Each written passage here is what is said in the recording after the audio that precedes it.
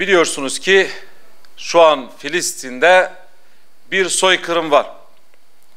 Her gün, her saat, her dakika, belki her saniyede orada çocuklar katlediliyor, kadınlar katlediliyor, siviller katlediliyor. Adeta orada bir insanlık kıyımı yaşanıyor. Burada bu soykırım yaşanırken ABD Kongresi'nde senatörler tarafından bu soykırımcıların başı, teröristlerin başı Netanyahu ayakta alkışlandı. Bu alkışlanma sıradan bir alkışlanma değildir. ABD Kongresi'nde yapılan alkışlanma aslında bir yönüyle bu soykırımcılarla ortak olduğunu, birlikte çalıştıklarını, birlikte orada kadınları, çocukları, sivilleri katlettiğinin bir yönüyle itirafıdır. Gerçi ABD soykırımcı yüzünü sadece burada göstermemiştir. Geçmişinden bugüne aslında tarihi soykırımcılarla doludur. ABD tekrardan burada soykırımcı olduğunu, fotoğrafını tekrardan gün yüzüne çıkardı.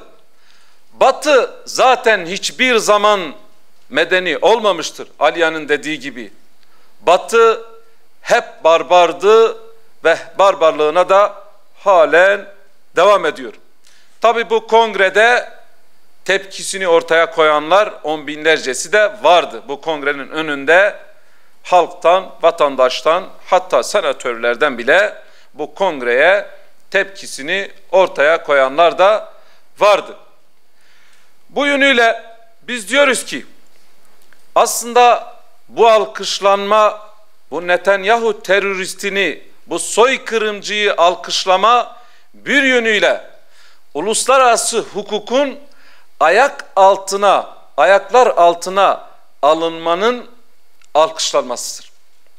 İnsan haklarının, çocuk haklarının, kadın haklarının ayaklar altına alınmasına karşı yapılan bir alkışlamadır.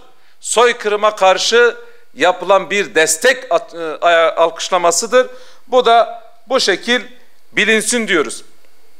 Bu yönüyle diyoruz ki başta İslam ülkeleri olmak üzere vicdanı sönmemiş tüm dünya ülkeleri Amerika'yla bu teröristleri destekleyen, soykırımcıları destekleyen ABD ile askeri, siyasi, ticari ne kadar ilişkileri varsa tekrardan gözden geçirmeleri gerekiyor.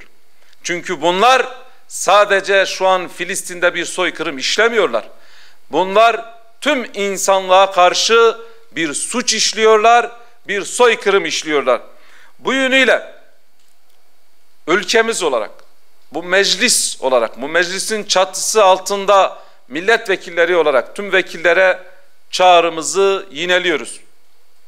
Ve diyoruz ki Filistin'de haklı ve meşru mücadele eden, kendi toprakları için, kendi insanları için, kendi memleketi için mücadele eden o yiğitlerin lideri olan İsmail Haniye de bu meclise çağrılmalı ve bu mecliste vekillere hitap ederek Kudüs'te yaşanan, Filistin'de yaşanan o mezalimi, o soykırımı burada bize anlatmalı, bu konuda bizi bilgilendirmeli ve milletvekilleri olarak da hep birlikte İsmail Haniye'de ayakta alkışlanmalı diyoruz ve biz alkışlıyoruz. Ben şuna inanıyorum, hiçbir vekilimiz de buna karşı çıkmaz ve vekillerimizin de buna duyarlı davranacağını inanıyorum, bu vesileyle belirtmiş olayım. Bir diğer konu iç gündemle ilgili, biliyorsunuz 2 gün önce Bingöl'de gerçekten bir vahşet yaşandı. Uyuşturucu bağımlısı bir şahıs uyuşturucu kullanıyor, uyuşturucu kullandıktan sonra başta bir evi ateşe veriyor. Bir evi ateşe verdikten sonra eline bıçak alıyor. Adeta seri katil gibi çarşıya, insanların içine dalıyor. Tanımadığı, bilmediği insanları bıçaklıyor ve bıçaklı saldırı gerçekleştiriyor. Bu vesileyle 9 vatandaşımızı defalarca bıçaklıyor.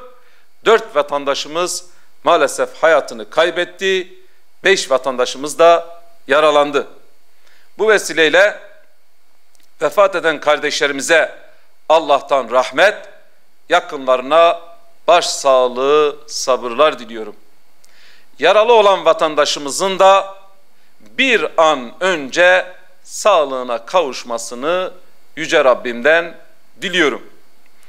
Değerli basın mensupları, uyuşturucu felakettir ve her zaman Türkiye'nin gündemindedir. Bakın sadece bugün internet arama motorunda çıkan bilgileri söyleyeyim. Uyuşturucudan dolayı gözaltına alınan Van'da 18 kişi, Aydın'da 33 kişi, İstanbul'da 63 kişi, Kayseri'de 6 kişi, Samsun, Bursa, Kırıkkale, Balıkesir ve birçok ilimizde de bu şekil gözaltılar var. Sadece bir gün 24 saat içerisinde yaptığımız arama motorlarında bunlar karşımıza çıkıyor. Sivil toplum kuruluşlarının uyuşturucuyla mücadele, sivil toplum kuruluşlarının rolü başlığı altında yaptıkları bir araştırmada 2 yıl içerisinde bu memlekette 10 milyon kişinin uyuşturucuya bulaştığını bize söylüyor. 2022'de 313 bin kişi uyuşturucudan dolayı gözaltına alınmış. 302 bin kişi de tedavi olmak için başvuruda bulunmuşlar. Tabii bu başvuruda bulunanların sayısı. Değerli basın mensupları, cinayetlerin %60'ı uyuşturucu bağımlıları tarafından gerçekleşiyor. Bakın saldırıların %40'ı, tecavüzlerin %33'ü uyuşturucudan, alkolden kaynaklanıyor. Bugün cinayetlerden bahsedenler, kadın cinayetlerinden bahsedenler, kadına şiddetten bahsedenler, aileyi korumak kanunundan bahsedenler maalesef bu nedenlerle ilgili tek bir kelime kullanmıyorlar. Bu şiddete sebep olan bu nedenler alkoldür, uyuşturucudur. Bu felaketlerle ilgili tek bir şey söylemiyorlar ve bu uyuşturucu belası sadece polisiye tedbirlerle, sadece adli tedbirlerle de maalesef ortadan kalkmıyor. Uyuşturucuya gençlerimiz neden bulaşıyor? Bunların nedenleri üzerinden ciddi bir şekilde tartışılması gerekiyor. Bugün milli eğitim diyoruz ama eğitim sistemimiz bize ait değil, batıcı eğitimdir. Madde üzerinde kurulmuş bir eğitim sistemimiz var. Madde üzerinden kurulan eğitim sistemi de belli bir süre sonra madde bağımlısı bir nesli ortaya çıkarıyor. İnsan etten, kemikten tek yaratılmamıştır. İnsanda kalp var, ruh var. Ve bu konuda buna dikkat çekilmediğinden dolayı değerlerimize, inancımıza, medeniyetimize uygun bir eğitim sistemi geliştirilmediğinden dolayı gençlikte bu manevi boşluğu belki de uyuşturucu kullanarak o anda kendini kaybetmede arıyor ve maalesef bunun sonuçlarını hep birlikte görüyoruz.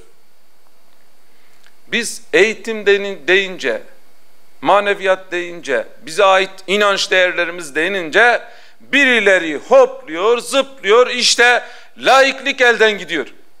Ya ne alakası var bunun laiklikle?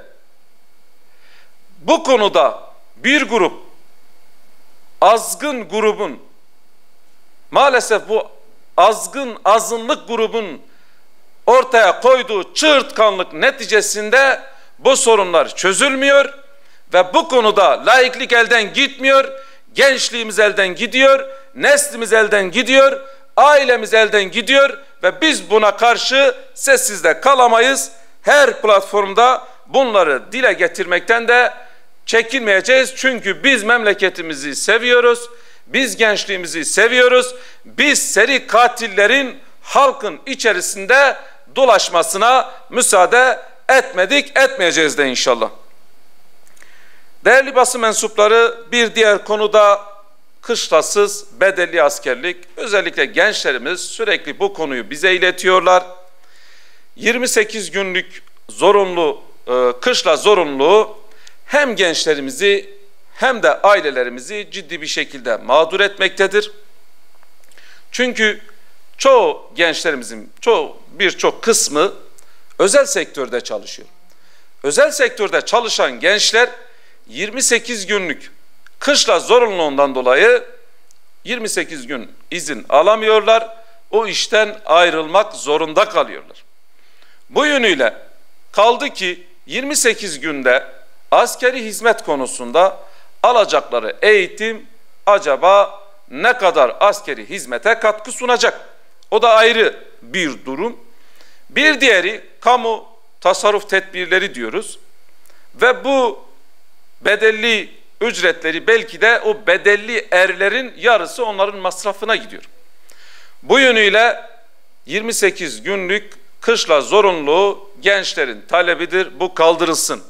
Bunun yerine biz 6 Şubat'ta büyük bir felaket yaşadık. Bir deprem felaketini yaşadık. Ve orada biz şöyle bir eksiklik hep millet olarak hep biz gördük. İlk yardım, acil yardım, arama kurtarma ekiplerinin yetersizliğini hepimiz gördük. Bu 28 günlük kışla zorunluluğu yerine acil yardım, ilk yardım ve arama kurtarma eğitimi verilsin. Belki de en azından bu felaketler Rabbim yaşatmasın. Yaşandığı zaman bu konuda bu memlekete de bir katkı sunulmuş olur. Yurt dışında kalıcı olarak kalan vatandaşlara yönelik işte sabit endeksli, dövize endeksli bir bedelli askerlik var.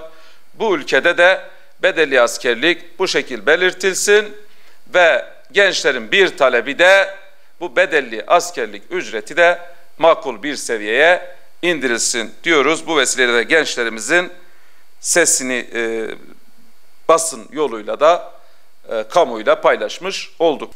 Teşekkür ediyorum. Evet.